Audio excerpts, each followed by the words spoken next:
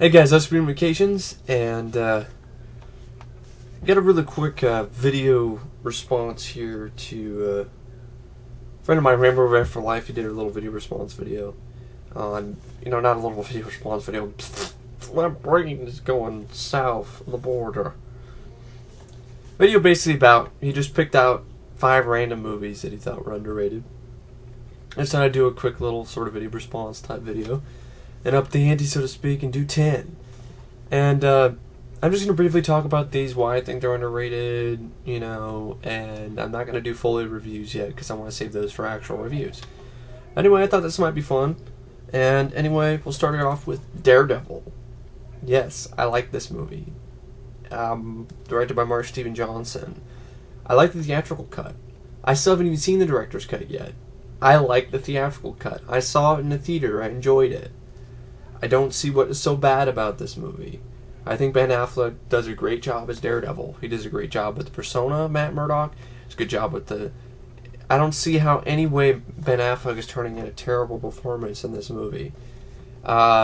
He's showing the tortured sort of soul aspect of Daredevil. I like the production design. I like the set design. The action sequences were fun and exciting and exhilarating. Jennifer Garner wasn't too bad in this flick, in this film, unlike the sequel, Elektra. I thought she also had a genuine, sort of love connection with Ben Affleck. Michael Clark Duncan was an inspired casting choice as Kingpin. I think he did a great job. He was intimidating. He was threatening. I don't mind that. I don't mind that switch there from white, fat, bald dude to big, muscular, intimidating black man in Michael Clark Duncan. I'm fine with that. In fact, I like this Kingpin more than big, fat piece of flab any day. And that was one of the most least believable villains in the comic books. For me, for Daredevil and for Spider-Man, because Kingpin was Spider-Man's villains at some points too, because Daredevil and Spider-Man are both in New York. And Kingpin, I didn't buy him at all. I'm like, this white, big, fat, roly-poly dude? He's just a fat ass. What is so special about him? I mean, the only other incarnation of Kingpin that was on the screen was played by John Rhys Davies, and really thick, dark black sunglasses in The Trial of the Incredible Hulk. And Incredible Hulk, not Bulk. I mean, because that was a TV movie, the one with Bill Bixby and Rex Smith, who actually ended up playing Street Hawk, but in this he tried to play Daredevil, and it was sort of a failed spin-off for a TV pilot. And there's a reason why. Daredevil looks horrible in that way. He's just looks like a low-rent ninja.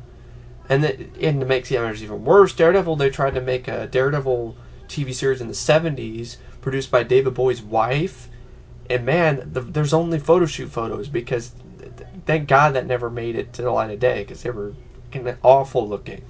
So, all things considered, it's a solid film. It's entertaining, it's fun, just like Ghost Rider. I don't find the first Ghost Rider that awful, too. It made a lot of money when it came out. I'm not the only one that liked it. Ebert and Roper gave it 2 thumbs up, even though, yes, they have their issues. They like speed, too, cruise control. But, I think it was a solid film. Good supporting cast. Joe Ponciano was good. Colin Farrell, the one problem I have with Bullseye is the fact he isn't the same as he should be in the comics. This ruthless guy. He's making quips, choking little ladies on the airplane with peanuts. It's alright. But the main thing that really honestly I have a problem with is the costume design. Why that looks so stupid. Why do you have a bullseye imprinted in your head, like somebody took a cattle iron and just it looks really stupid. It looks dumb. Why didn't he not wear a mask? I'm sorry, that just looks silly. Bullseye should be wearing a mask with a bullseye on it. He can still wear that outfit. I don't care. Just put a mask on him and it wouldn't be nearly as goofy looking. But anyway, this movie, in my opinion, does not deserve all the crap it gets. It's a solid movie. It's one of the better superhero films out there. I mean, it is not that bad, in my opinion, anyway. Another one, sticking with the D's here, is Dead Heat. I have a lot of fun with this movie. These two guys, they have a lot of chemistry with each other. Treat Williams and Joe Piscopo. Yes, this is when Joe Piscopo was roiding himself up and working out and stuff. But I didn't mind him in this film. Joe Piscopo was good. In fact, I've seen a lot of Joe Piscopo's movies. They're not really that bad. He was also, I think, in another film with, I think it was actually directed by, was that the one directed by Scorsese? Wise Guys? I think it was Wise Guys. No, was it Wise Guys? If he was taking steroids, so what? That's his thing. I mean, it doesn't really matter. In my opinion, he was another one of those actors, one of the people that really helped keep SNL alive back then. Yeah, it was Wise Guys. He did that before. That was his theatrical. No, his theatrical debut was in Johnny Dangerous. So he was good in that as well. And he was in Wise Guys, with that was directed by Brian De Palma. He was co-starred along with Danny DeVito. I thought that was a fun little comedy. Of course, he was also in Sidekicks. Played the bad guy in Sidekicks, Kelly Stone. But I mean, I enjoy Dead Heat. Dead Heat is a fun movie. It's an original idea. I like the tagline, "You can't keep a good cop dead." It's the directorial debut, I think, of Mark Goldblatt, and it showed a little bit of what he could do, and led up to his the decision to hire him as the director of The Punisher, which is another film that I feel is underrated as well. Treat Williams and all this film and Deep Rising are like in a tie, and like a death struggle for supremacy for me. It's not really a death struggle, but they're in a struggle for supremacy, because I really like Deep Rising, but I also like Dead Heat a lot. You got a cameo by Vincent Price. You got a cool idea. These two cops, they get involved in this crazy scenario of violent criminals that can't be killed or shooting up L.A. and they got to do something about it. And then they figure out about all this stuff, and push them to shove. Treat Williams ends up his partner, Joe Piscopo's partner, Treat. He ends up dying, he gets suffocated, and then he comes back as a zombie and starts kicking ass, starts shooting up the place. I mean, that's pretty badass. I'm sorry, it's pretty cool. It's got a good sense of humor, in my opinion, albeit it's sometimes really cheesy and corny. But it's a fun, cheesy, fun, good time, Dead Heat. I would recommend this movie. Not very many people talk about Dead Heat. And, I think I first heard about it in the Creature Features Movie Guide. But anyway, this is one of the first DVDs I actually bought, and I'm glad I did, because this is really hard. This isn't getting harder to find nowadays. Had a pretty good amount of features on this DVD too. Had effects by Steve Johnson, who helped work on Species. Darren McGavin is also in it from The Night Stalker. He plays a bad guy in this. Anyway, yeah, you can't keep a good cop dead. Dead Heat is a lot of fun. I would highly recommend this movie. These cops are in the biggest murder case of their lives. Their own. It's just a fun movie. Fun little horror, action comedy from New World Pictures. So, yeah. It's the buddy cop zombie comedy, and there's only one like it. Dead Heat. Dead Heat, you're probably I consider it underrated because it didn't do for anything in the box office. Nobody really seems to talk about Dead Heat that much. It gets a 5.6 out of 10 on IMDb, which in my opinion is too low. And it's a lesser known flick. It did nothing in the box office. And speaking of that, there's another lesser known flick in my opinion, Dreamscape. I really enjoy Dreamscape. It's another one of the first DVDs I got, is Dreamscape. I remember getting this actually begging my mom to buy it for me at Suncoast. I enjoy this movie. This movie's a lot of fun. You got Dennis Quaid, Max von Sydow, Eddie Albert, Christopher Plummer, Kate Chapchaw, straight off of Temple of Doom. You also have, what is his name? Warriors, come out and play. He was in frickin' Fort Fairlane. Why do I always forget that guy's name? It's like, damn it. It's not Neil Patrick Harris, I know that. sorry. I'm like, what is his name? I can't remember. David Patrick Kelly. Wow, went right over my head. Directed by Joseph Rubin. This is a movie that actually came out the same year as Nightmare on Elm Street did. In fact, it actually came out before Nightmare on Elm Street. So to call it sort of a rip out of Nightmare on Elm Street is misinformed. It has some effects too, by some decent, good effects. Yes, some of the effects don't look as great as they did back in the day. They look kind of cheesy. But it all adds to the fun of this film. Dennis Quaid is a great lead. As always, in my opinion, Kate Capshaw is not annoying like she is in Temple of Doom. And, it's got some really trippy dream sequences. It was made before Inception. It predated the film Inception by, I don't know, maybe over 20, almost 30 years. And this film is more of what I think of what dreams look like. I don't remember my dreams looking like cutscenes from James Bond movies. I'm sorry. I never remember dreams looking like that. Dreams are fantastical, crazy, weird stuff. They're not realistic. Snake people is kind of the thing. Snake Man, I mean, that's the kind of thing that I remember dreaming about as a kid. It's just it's a bit long in the tooth at times, but it's a fun movie on its own right. It's solid. It's entertaining. It's a little bit thought-provoking. Has a little bit of few chills and scares, and I mean, it's not terrifying, but I'm pretty sure for a little kid it might have freaked him out. Some good early 80s effects, a solid score from Maurice Jarre, a good performance of Dennis Quaid, and just a cool idea. And I thought it did a really good job with it back in the day. Solid film, underrated. Not very many people talk about Dreamscape, and thought I'd give it at least give it a shout out. Definitely want to review this sometime. That's Dreamscape. Another film I think is underrated is The Fly 2. Now, this is a sequel that got crapped on when it came out, shat on, all different types of things. When I found out there was a 2-disc of this, I was absolutely surprised. I was like, what? There's a 2-disc of The Fly 2? That movie did nothing. It was almost as surprising as Predator 2 getting this as 2-disc, but Predator 2 I can understand. Dreamscape, though, on a quick note, on IMDb, it gets a 6.3. It's a pretty decent rating, which is cool.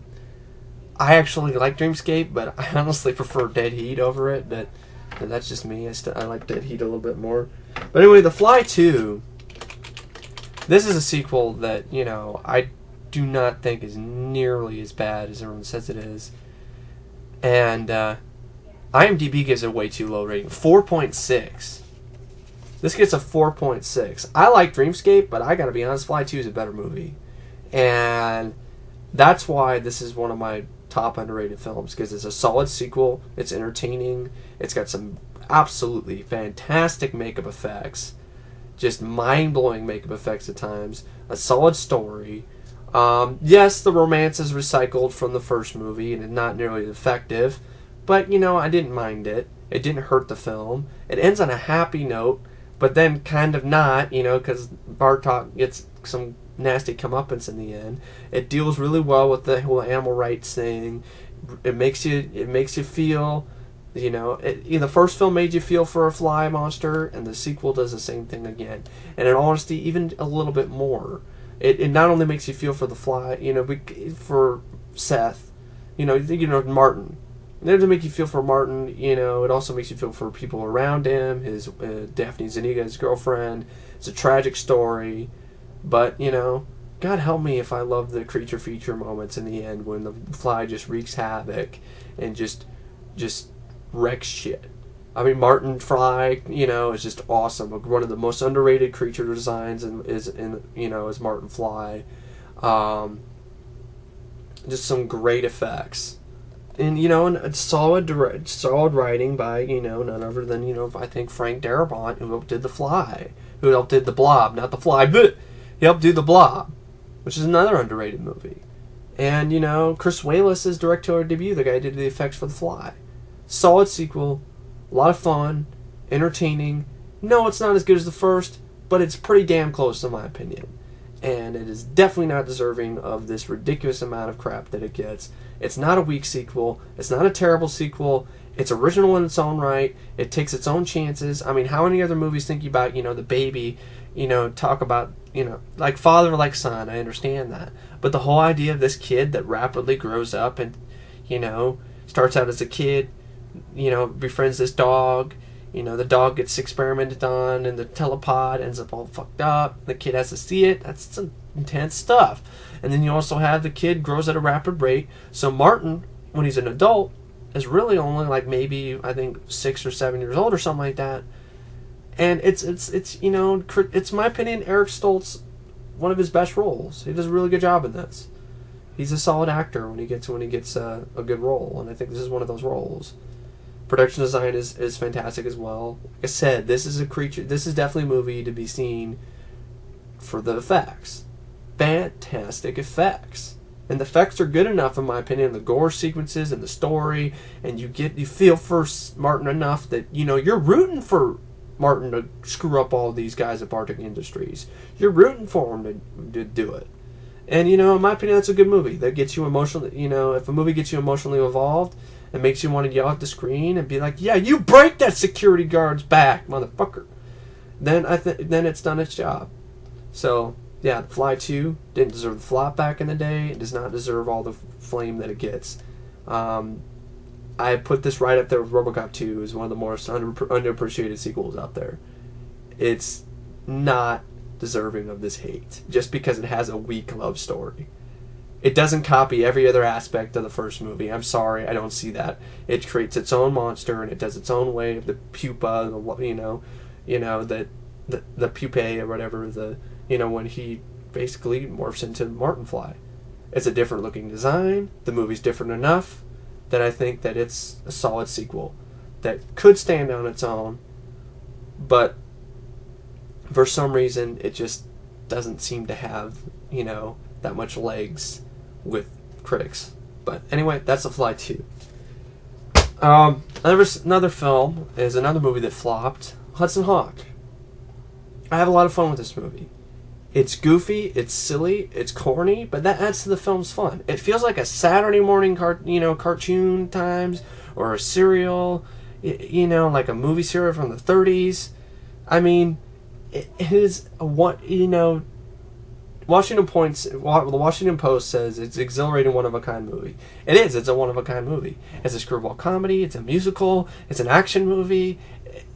It's an adventure movie. It's like, what? It's got so many different genres, so many different things going for it, and most of all, it's just fun to watch. I mean, the chemistry between Bruce Willis and Danny Aiello is perfect.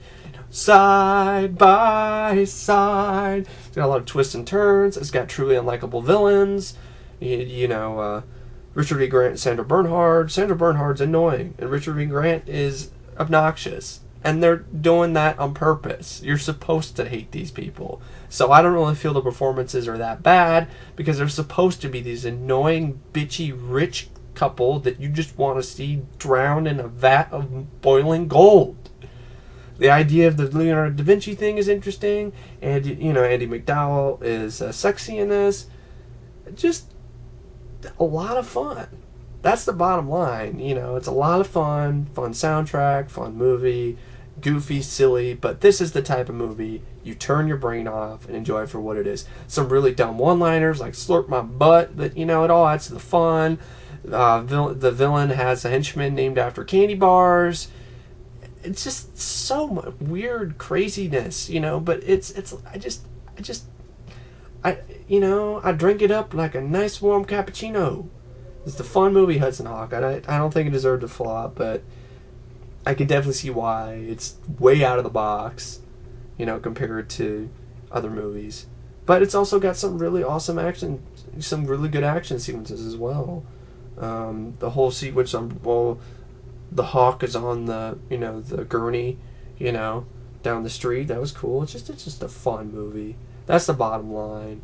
Hudson Hawk, I think it's underrated because not many people talk about Hudson Hawk. A lot of people just call it crap, like one of the worst movies ever. And it's not even one of Bruce Willis's worst, in my opinion, And I understand why people don't like it. I mean, it's not like I put this like in my top 10. I might. I might put it in my top 10 because it's like one of the first Bruce Willis films I saw because I caught it on TV a lot. I first saw it on cable, on basic cable. I was hanging out with my dad's house and I didn't know what the heck the movie was, and I was like, "What is this? Leonardo da Vinci flying machine, cappuccino drinking cat burglar? What is this?" The movie just grew on me. It just has this style and this flair that's all its own. It's a fun little flick. So, if you're a fan of Bruce Willis, you should at least check it out once. Hudson Hawk. There's another film here, of unknown origin, with Peter Weller. Wow, Peter Weller is awesome in this. This is based on a book, The Visitor by Chauncey G. Parker III. And I think I have that book in Oklahoma under the title of Unknown Origin. I actually think I might have it here. Because I remember, I think I do have the book. They re-released the book when the movie came out with the cover from the movie. And I even like this cover art. It's simplistic. It makes you think. You're like, what? Why is the picture of the family scratched up? What is going on here? Really, really solid film. George P. Cosmatos, anybody who says that he's just a ghost director, a guy who doesn't know what he's doing, and Kurt Russell is the one who really directed Tombstone, So What If He Did, or if Stallone directed Rambo 2. If you think he's just a ghost director, isn't talented, you need to see Of Unknown Origin, because he's the only director in this film, as far as I know, and he's got a really good visual flair, a really good style. Camera work is fantastic in this one. The editing is top notch. There's some really awesome point of view shots of the rat that are just make your head spin, and it's also darkly funny. It's got bits of dark humor in it, and plus it's got freaking RoboCop versus a rat, man, a giant rat, not really a giant rat, but RoboCop versus a rat, man. He loses it. And it's not really that unrealistic. It's done. It's filmed pretty realistically. The whole thing looks like kind of something could happen. This rat ruins Peter Weller's life. His character Bart, he ruins his life, ruins his house, it ruins his career, and he's not gonna take it anymore. And so he decides to gear up and fuck the thing up in the end. And it's awesome. I mean, gearing up with like a bat with like all these nails and stuff in it, and he gets on all this football, I don't know, like football pads or something, and he's ready to go to town. It's like finally he cracks in the end, and it's just a joy to watch Peter Weller cracking in the end, losing his mind, chasing after this rat. I would highly recommend this film. Really solid movie. I think it's underrated because nobody talks about this movie, except maybe, few people, a few of my friends or something like that. It didn't do anything in the box office when it came out, and, it's too bad. It's a really solid thriller. It's a really solid, horror suspense flick. It's got some horror elements. I wouldn't necessarily call it a horror film. I'd call it more of like a suspense thriller because it's, the rat, but it's really well done the way it feels like, the way it's directed sort of feels like a horror film. Just really, really solid film. And the first time I saw it on a VHS that wasn't even the best of quality. The VHS was like, the scan was going da-da-da-da-da-da-da-da. And, I just had to pick this up. I actually got that VHS for free. One of the few things that I got when I was over, visiting Damien Sage in North Carolina. Really solid movie. Definitely, I would recommend this. Give it a look. If you're a fan of Peter Weller, you got to see Of Unknown Origin at least once. And definitely one of my favorite performances. Probably could honestly be my favorite performance of his after RoboCop. Because I like Screamers, that's another underrated one. I like Buckaroo Banzai, but I gotta give his performance as Bart a little bit. I gotta give it some praise. It's a really solid performance and a really solid movie that definitely is underrated. So, Of Unknown Origin. This is Stone Cold. I think it's underrated because it's an action movie that every movie will talk about. I think it's a very solid action movie, very entertaining. Decent idea, going undercover in the biker ring. Definitely better than the other undercover biker ring movie. There's other ones like that, but the one Beyond the Law, Charlie Sheen, definitely a better movie than that. And Brian Bosworth, the Boz, is actually pretty badass in this. He's got some awesome moments. He's a fun, likable character. Lance Henriksen is a great villain in this, as usual. It's got some awesome stunts. It's really solid action sequences, and most of all, it's a lot of fun. And directed by Craig R. Baxley, who is another very capable, talented director, also directed another underrated movie, I Come in Peace. This movie it didn't do much. It didn't get a wide release and didn't really do much when it came out, which is too bad. But yeah, Stone Cold, really solid movie. Brian Bosworth's best movie, his finest hour. I mean, he blows up a freaking helicopter with a motorcycle, man. It's just freaking awesome. So, yeah, Stone Cold, Brian Bosworth, definitely recommend it. Really solid action movie. Definitely underrated. No, it's not to be confused with the Stone Cold, movies with Tom Selleck as Jesse Stone. I mean, it's got a good, decent rating on IMDb, 5.3. That's nice. That's cool.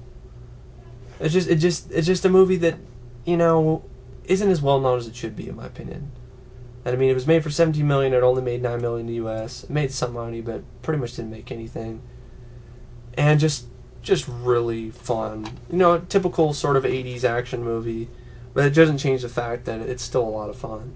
And if you're a fan of 80s action, and early 90s action, you should definitely give it a look.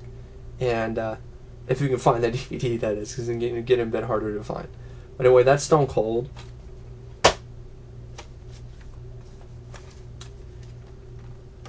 Sort of kind of cheating here. I'm going to talk about two movies because this is a double feature DVD set. But this is Waxwork and Waxwork 2 Lost in Time. I still have not seen Cabin in the Woods, but I guarantee that's not going to be better than these movies. Waxwork was a movie that automatically piqued my curiosity when I saw the trailers a long time ago, and I was like, I need to see this movie. And at first time I saw it, I checked out this double feature DVD from Netflix back when I actually had the DVD, service, and I fell in love with it. I loved the first movie, and then I watched the second movie, and I loved it just as much.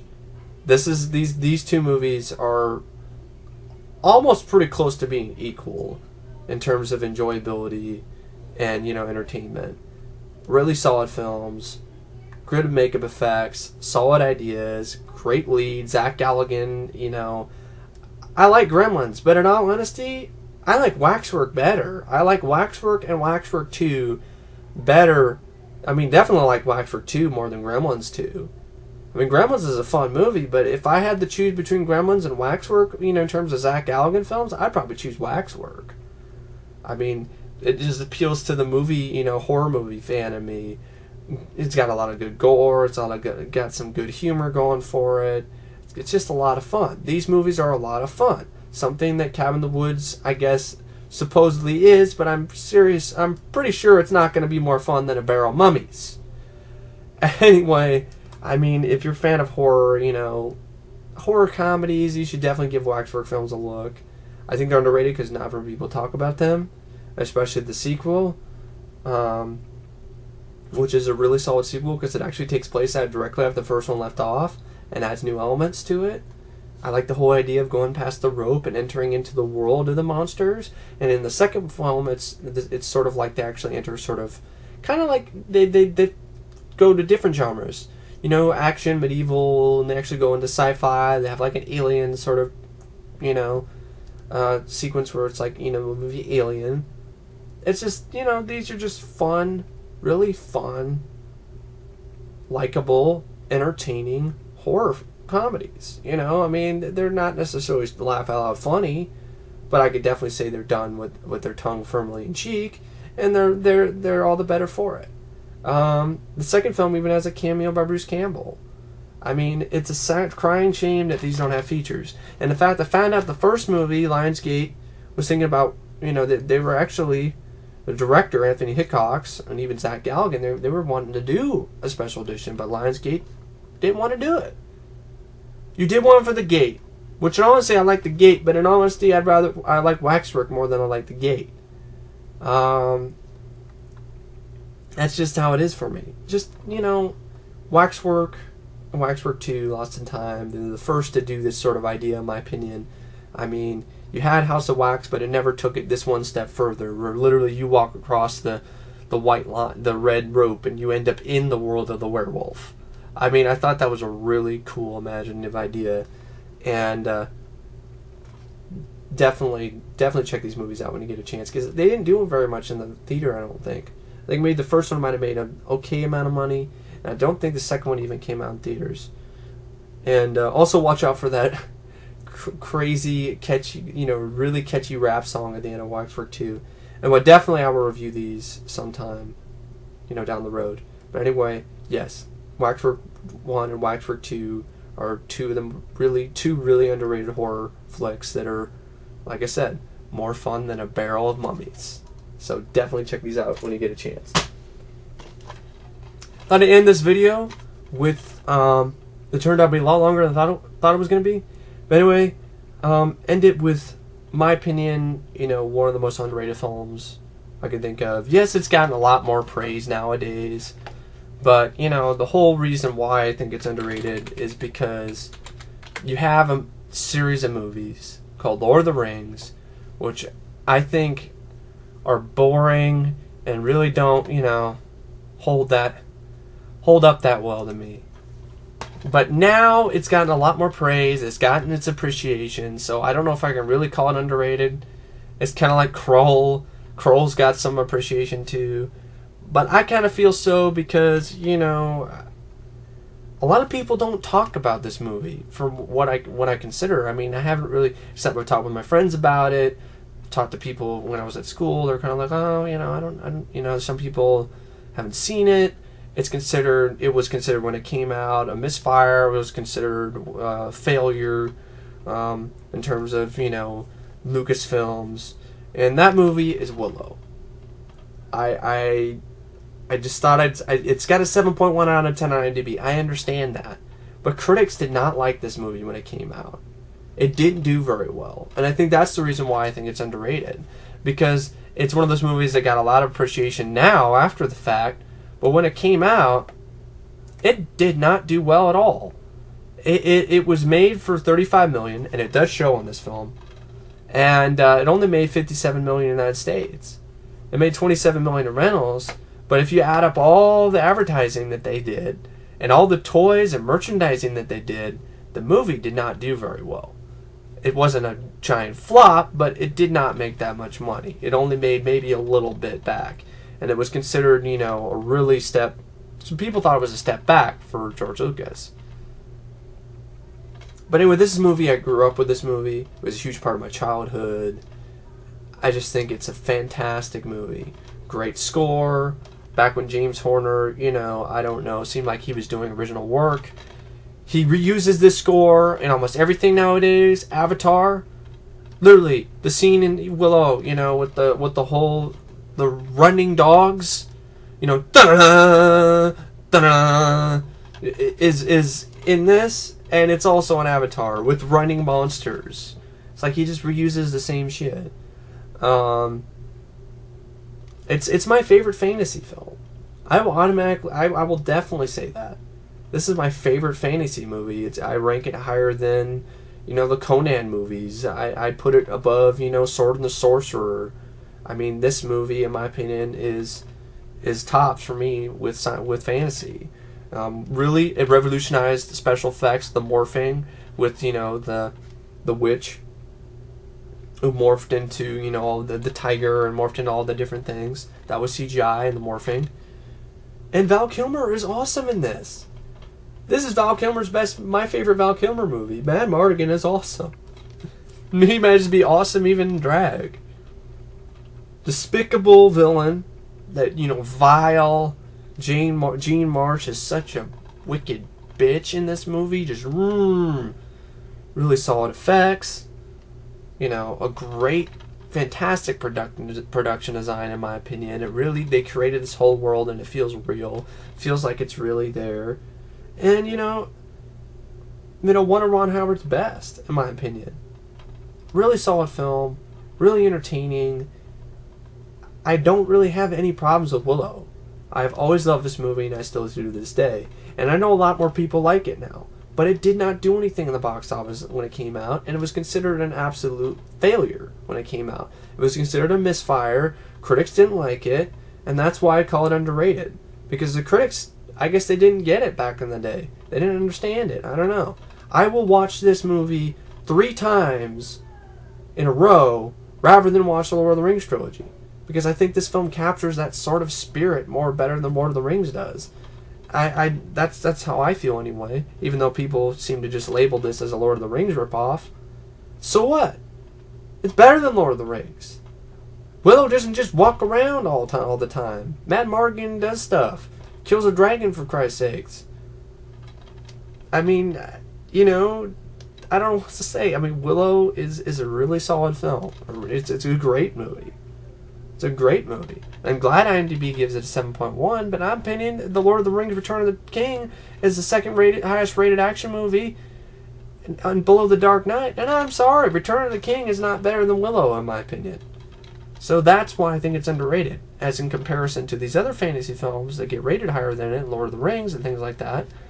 I just like Willow more. And, you know, who doesn't love General Kyle? That guy's a badass. There's a skull mask and shit. And that sword fight at the end between Mad Mardigan and General Kyle, it was like so awesome. It was like visceral and brutal and awesome and entertaining. Anyway, I'll rave more on Willow some other time. But anyway, yeah, Willow. Yeah, that's my 10 random underrated movies that I just picked out from my collection. And thanks to Matt Rambo Afterlife for the idea. And maybe some other time down the road I'll do another video like this.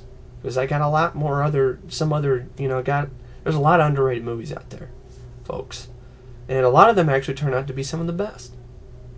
And anyway, thanks for watching the video, and I will see you guys later. See ya.